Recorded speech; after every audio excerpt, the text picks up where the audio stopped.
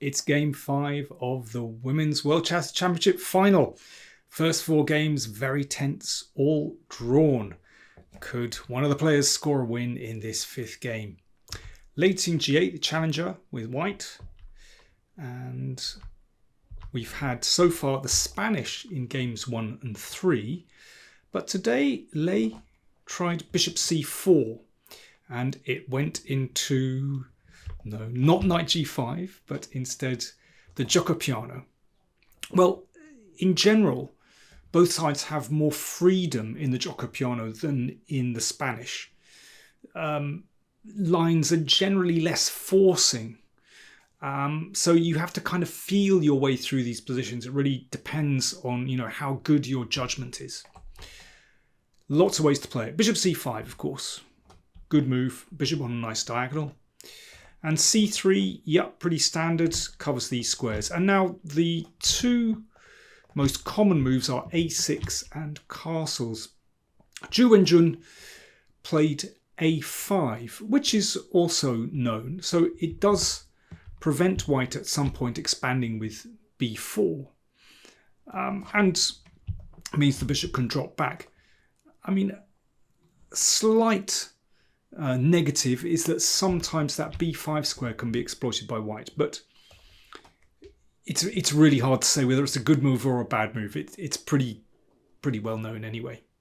I mean, one thing is with delaying castling on the king side, it means that if, for example, white goes for this pin, then black does have the option to push forward with g5 with a clear conscience, actually. Anyway, back we go. Pretty standard way of playing would be rook e1 here and then knight d2 to f1, that familiar maneuver. But Lei plays bishop b3. The champion castled and rook e1. And then bishop a7, so that preempts d4. And h3, so that if d4 comes, you don't have to worry about bishop g4, and you also don't need to worry about knight g4 either. Bishop e6. Well, I think black would probably be quite happy if the bishops were exchanged. There's not too much going on in this position. Bishop c2 keeps more tension. And although you might say that, well, white is losing a lot of time manoeuvring this bishop back, well, it's not actually on a bad square on c2 because you want to push forward with d4. And you're going to win a tempo because with the bishop on e6 and knight on c6, then d5 is threatened. h6. And yeah, if knight d2, then this feels a bit slow. In this case, I think black is pretty well organised and can get in d5, but instead white pushes straight away to d4. And of course the bishop could just drop back. But instead Wenjun takes on d4, and if pawn takes, which is really the move you'd like to play, keeping those nice 2 pawns in the middle, then knight b4 is upsetting, hitting the bishop. And also, rather cheekily, you might be able to snap off that pawn. So that's why Lei recaptured with the knight. But that doesn't look so bad for black, because now there's only 1 pawn in the middle. And in fact, it might even be possible to break straight away with d5. Opening the position in some ways makes a lot of sense because white is very poorly developed on the queen side. But bishop d7 played instead. I mean, d5 would really sharpen the game. Bishop d7 is a bit calmer. Bishop e3. And one could just go rook e8 here with a little bit of pressure on this pawn. But instead knight e5. Knight d2 stops the knight coming here. And now white is ready to play f4. So knight e5, you've got to have your head switched on when you play that move. If black plays a normal move like rook e8, well, a normal move but not a good move, because after this, that white has 2 nice pawns here. But c5 played instead. And the knight comes back to f3. I found this quite surprising from Wenjun because it weakens these squares. There's a backward d-pawn, but that's not so important. It's really the fact that these squares have been weakened. And you can see this bishop looks pretty bad on a7, blocked in by this pawn. Now it does drive the knight back, but still, I would be concerned about those structural weaknesses. I mean, I see what she's trying to do. The bishop finds a nice square on c6. But still, this kind of structure, a4, excellent move, giving white control over b4, b5 and c4 as well. This structure is really well known, where these squares are weakened and white has some control over c4 as well. I mean, the only question here is how large is white's advantage? It might peter out to a draw with lots of pieces exchanged on the d-file. On the other hand, if white does manage to get some control over these squares, then that is a beautiful positional advantage. I mean, there have been hundreds of examples of this in previous games. Queen e7. And here, well, you know, simple chess. One could just play, for example, queen f3 and knight c4. That looks really nice to me. But Lei played, I mean, to my eyes, quite an original way, actually. She played queen e2.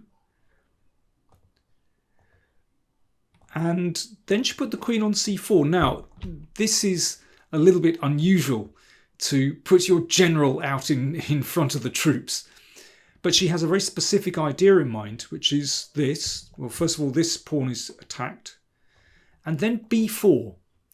So she wants to break things open very quickly. Interesting idea. And here I think Wenjun gets it wrong. I think she should hold firm with bishop d6.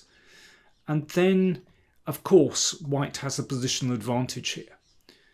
You know, you try to put your knight here, for example. Like this. But you can see that this knight is actually well covered by that bishop.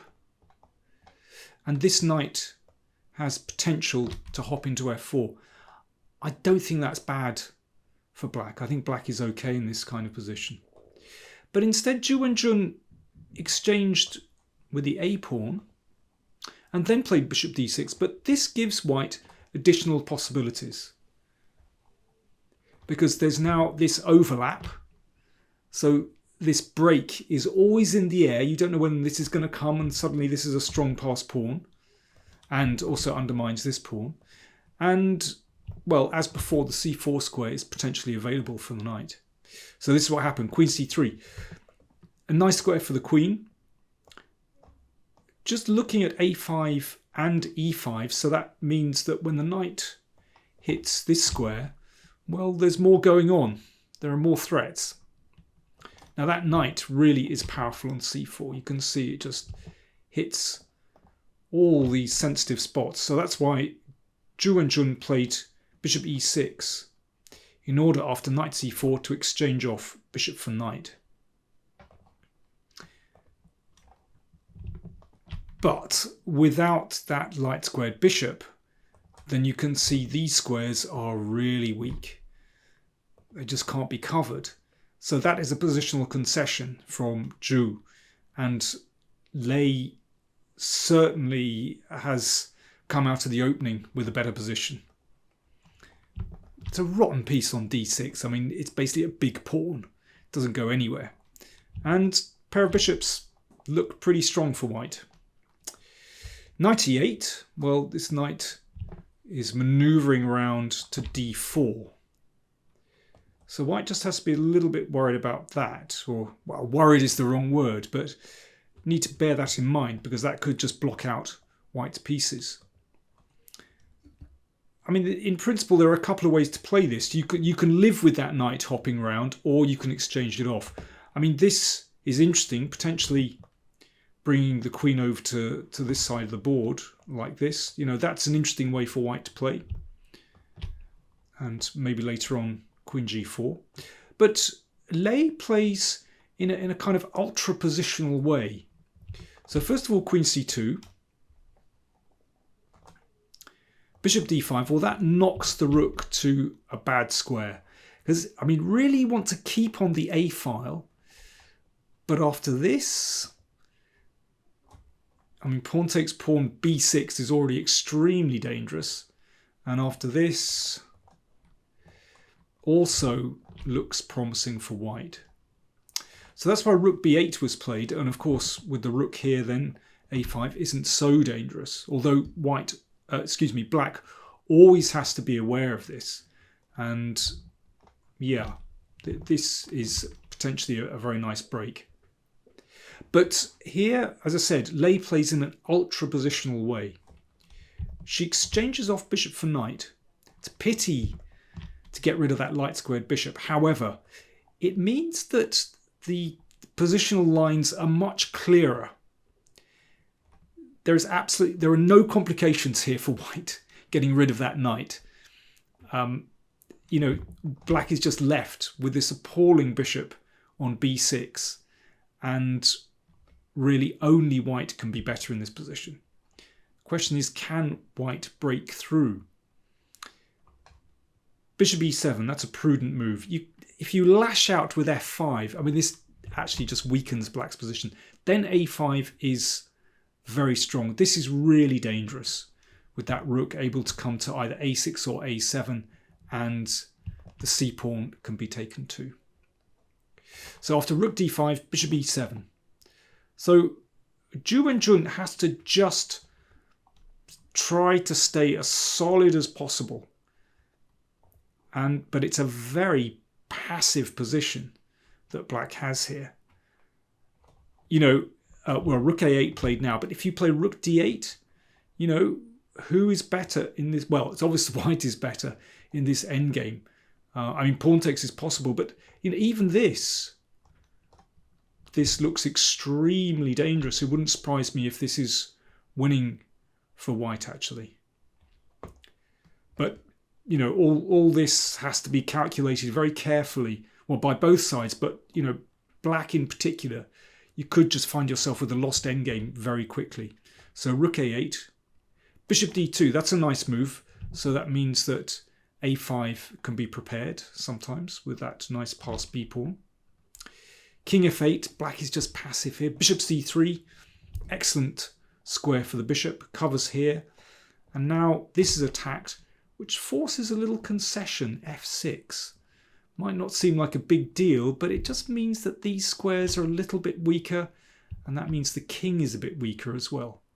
Queen b3, yeah, queen comes up and finds a nice square on c4.